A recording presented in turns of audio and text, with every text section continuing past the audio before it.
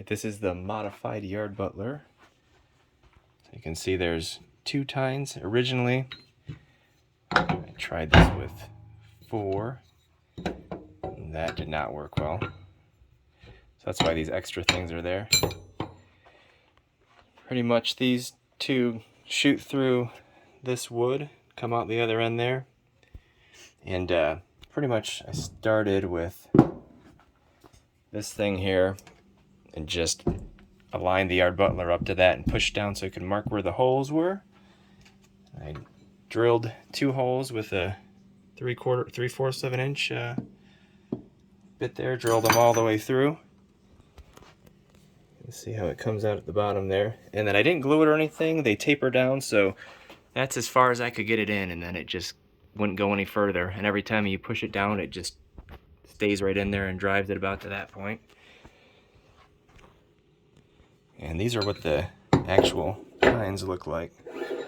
So originally I thought I could drill through one of these, and that was not possible.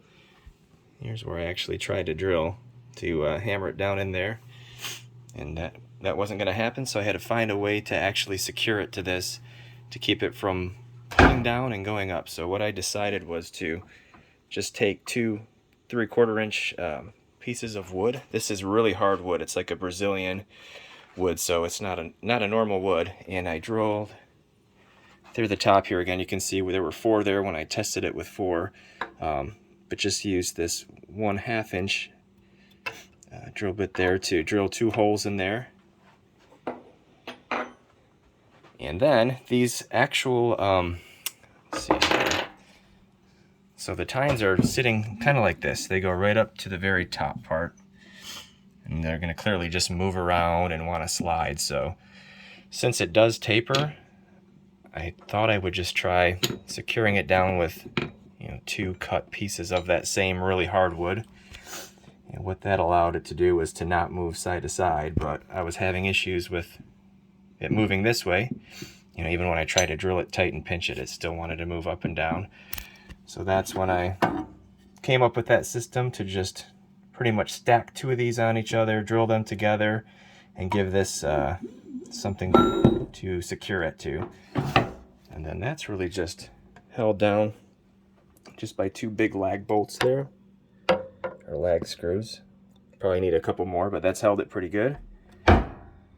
So there's those 2. Don't know why I offset it. I just continued to modify this as I was moving. It would have made more sense to line those up. As far as where that's placed, I try to get it in the center, but I got it kind of crooked. I don't think it makes any difference at all. So again, yeah, just kind of drawing these in tight, sliding it through those holes as far as it goes. It doesn't quite come out the top part. And then the other issue I had was, at some point I didn't have these 2 things on top, so these things wanted to still move forward. So the way I secured them down was to use that very hard wood. And these are just a little bit thinner than the thickest part there at the top. So I was able to just try to draw this down and screw that down in there. In this particular side there, because these wood pieces are a little tall, I think this actually wore down a little bit into the softer pine underneath that. So I just shimmed it and then proceeded to just retighten these, and that holds it in there really good. They don't twist at all, and they don't turn, and they go in there pretty well. So probably a better way to do that, but this thing weighs a good amount of weight.